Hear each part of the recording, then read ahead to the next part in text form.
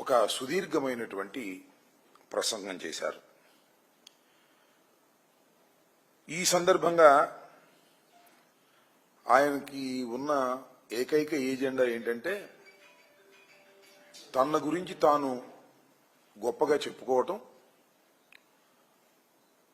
గత ప్రభుత్వం వైఎస్ఆర్ కాంగ్రెస్ పార్టీని అసత్యాలతో కూడినటువంటి విమర్శలు చేయటం. ఎంత విచిత్రమైన విషయం అంటే స్వాతంత్ర దినోత్సవ సందర్భంగా కూడా జనరల్గా చంద్రబాబు నాయుడు గారు ఎప్పుడు నిజం చెప్పరు, ఎప్పుడు అబద్ధాలు చెప్తారు.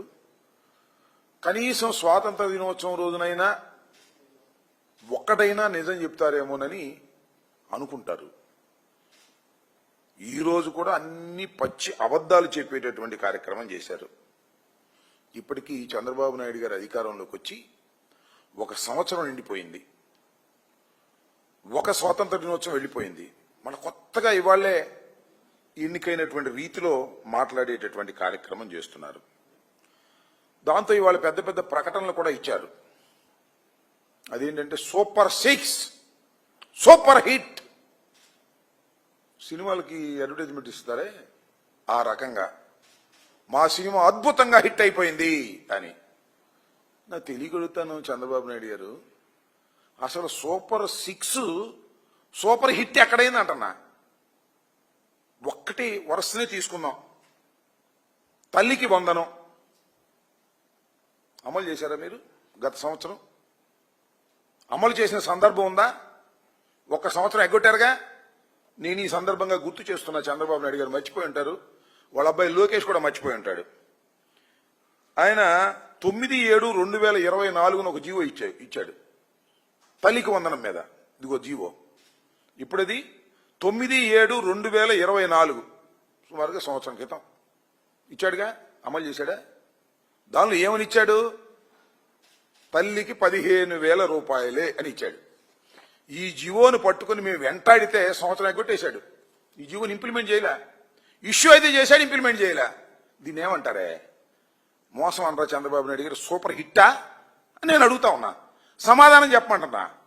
దీని మీద మేము వెంటబడి ఏమైంది చంద్రబాబు నాయుడు గారు, ఇదేమి ద్రోహం, ఇదేమి అన్యాయం అంటే ఈ సంవత్సరం ఇచ్చే కార్యక్రమం చేశావు, జీవో ఇష్యూ చేశావు. ఈ సంవత్సరం ఇస్తున్నావు. ఎంతమందికి ఇస్తున్నావో తెలియదు, లెక్క లేదు, జామా లేదు.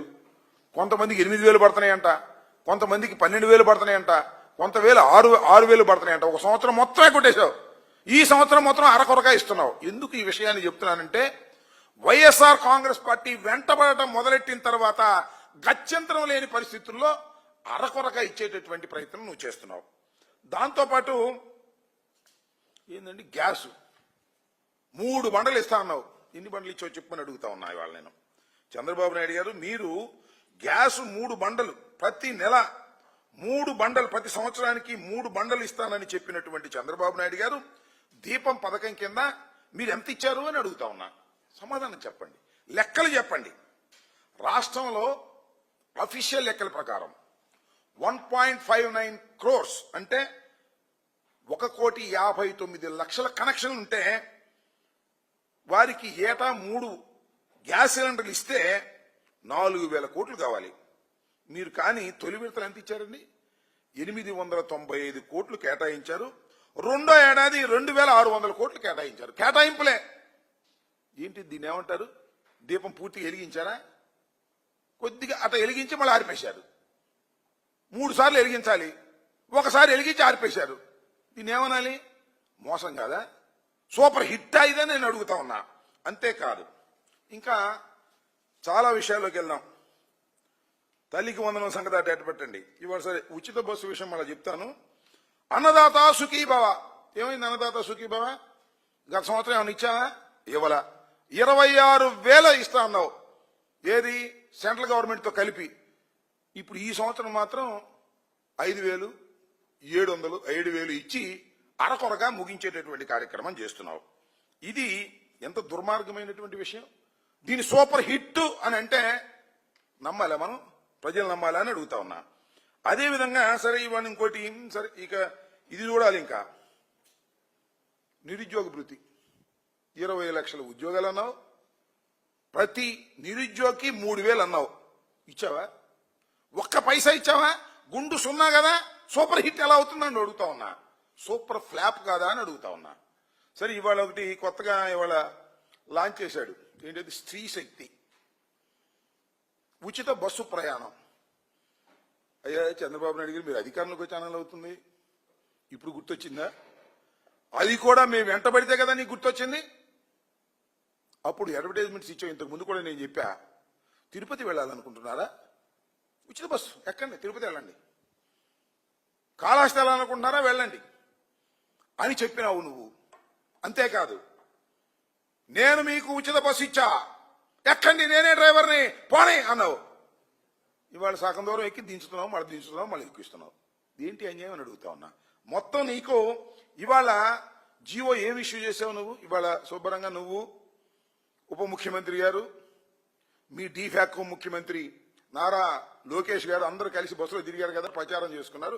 14 మాసాల తర్వాత మీరు అధికారంలోకి వచ్చిన తర్వాత 14 మాసాల తర్వాత ఏమండి ఉచిత బస్సు దేనిలో ఇచ్చారు మీరు పథకం?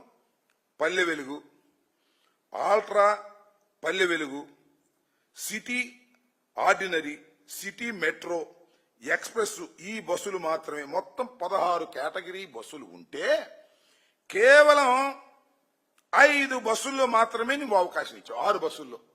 కడవాయిని ఓకే కదా, కడవాయిని లేవుగా, ఎక్కే పని లేదుగా. అంటే ఎవరైనా తిరుపతి వెళ్ళాలన్నా, అత్తగారింటికి వెళ్ళాలన్నా, లేదా వాళ్ళ అమ్మాయి గారి ఇంటికి వెళ్ళాలన్నా సూట్ కేసు పుచ్చుకుని ఎదురు చూడాలా. పల్లె వెలుగు వస్తుందా, ఎక్స్ప్రెస్ వస్తే మళ్ళీ కుదరదు. ఈ విధంగా పచ్చి మోసం చేశారు నారా చంద్రబాబు నాయుడు గారు అని చెప్పడానికి ఇంతకన్నా ఏమి నిదర్శనం కావాలి? ఇవాళ మాత్రం చంద్రబాబు నాయుడు గారు ఊరేగేటటువంటి కార్యక్రమం ఇవాళ చేస్తున్నారు. దీన్ని బట్టి అర్థమవుతుంది ఏంటంటే సూపర్ 6, సూపర్ ఫ్లాప్. సూపర్ ఫ్లాపే కాదు, సూపర్ చీట్. ప్రజల్ని మోసం చేసినటువంటి ముఖ్యమంత్రి నారా చంద్రబాబు నాయుడు గారు. ఎన్నికలకు ముందు ఒకటి చెబుతారు, ఎన్నికల తరువాత అధికారంలోకి వచ్చిన తర్వాత అమలు చేయకోకుండా వైఎస్ఆర్ కాంగ్రెస్ పార్టీ వెంటబడుతుంది కాబట్టి అరకొరగా చేసి ఇంకా అయిపోయింది. సూపర్ 6 అయిపోయింది. ఎవరన్నా మాట్లాడితే నాలిక మందం అనేటువంటి పరిస్థితికి ఇవాళ చంద్రబాబు నాయుడు గారు దిగజారిపోయి ప్రచారం చేసుకునేటటువంటి కార్యక్రమం చంద్రబాబు నాయుడు గారు చేస్తున్నారు. ఇంకా పోతే కొన్ని విషయాలకు వెళ్తే చాలా విషయాలు మాట్లాడారు చంద్రబాబు నాయుడు గారు. మేమంట సర్వనాశనం చేశామంట 5 సంవత్సరాల పాటు. ఆయన దాన్ని ఇప్పుడు బయటకు తీసుకొస్తున్నాడంట. పోలవరం పడుకుందంట, ఇప్పుడు లెగుస్తుంది కావాలి పోలవరం, నాకు అర్థం కాల. అమరావతి ఆగిపోయిందంట, ఇప్పుడు అమరావతి పరిగెత్తుందేమో నాకు అర్థం కాల. నేను చూశాను అమరావతి భలే పరిగెత్తుంది వర్షంలో, వర్షం మొత్తంలో పరిగెత్తా ఉంది. నేను అడుగుతా ఉన్నా, సిగ్గు ఎగ్గు లేకోకుండా అబద్దాలు ఆడటంలో నారా చంద్రబాబు నాయుడు గారిని మించిన వ్యక్తి మరొకరు లేరు. పోలవరం విషయం గురించి నేను చెప్తా ఉన్నా, పోలవరాన్ని సర్వనాశనం చేసినటువంటి వ్యక్తి నారా చంద్రబాబు నాయుడు గారు. ఇవాళ మీకు గుర్తుందో లేదో, పోయినసారి 5 సంవత్సరాలు పరిపాలన చేసినప్పుడు సోమవారం పోలవరం అని వెళ్ళేవాడు. ఇప్పుడు వెళ్ళటం మానేశాడు. ఎందుకంటే ఇల్లు అక్కడ నాశనం చేశాడు కాబట్టి ఇంకెళ్ళటం అనవసరం అనేటువంటి పద్ధతిలో ఆయన రిపెంట్ అయినట్టున్నాడు. అందుకని ఇవాళ అక్కడికి వెళ్లే పరిస్థితి లేదు. సోమవారం పోలవరం అని మానేశాడు. ఇక్కడ కూర్చుని కబుర్లు చెబుతా ఉన్నాడు. పోలవరాన్ని సర్వనాశనం చేసినటువంటి వ్యక్తి నారా చంద్రబాబు నాయుడు గారు. అదేమంటే డయాఫ్రమ్ వాల్ మేము జడగొట్టామంటున్నాడు. ఆయన కాఫర్ డ్యాములు నిర్మాణం లేకోకుండా డయాఫ్రమ్ వాల్ వేసి తప్పిదం చేసినటువంటి వ్యక్తి నారా చంద్రబాబు నాయుడు గారు. ఇది నేను చెప్పింది కాదు, స్పెషల్ కమిటీ చెప్పినటువంటిది. ఇంటర్నేషనల్ కమిటీ ఒకటి వస్తే ఆ కమిటీ చాలా స్పష్టంగా వివరించినటువంటి సందర్భాన్ని కూడా మనవి చేస్తున్నా. ఇవాళ ఏదో 2027కు పూర్తి చేస్తామంటున్నాడు. నాకైతే నమ్మకం లేదు. 2027 కూడా పూర్తి చేసే పరిస్థితుల్లో ఇవాళ చంద్రబాబు నాయుడు గారు లేరు. దాని మీద దృష్టి కూడా పెట్టడం లేదు. దానిలో వచ్చే కమిషన్ల కోసం మాత్రమే ఆయన కక్కుర్తి పడేటటువంటి కార్యక్రమం చేస్తున్నాడు అనేది నాకు చాలా స్పష్టంగా అర్థమవుతున్నటువంటి అంశమని కూడా ఈ సందర్భంగా నేను మనవి చేస్తున్నా.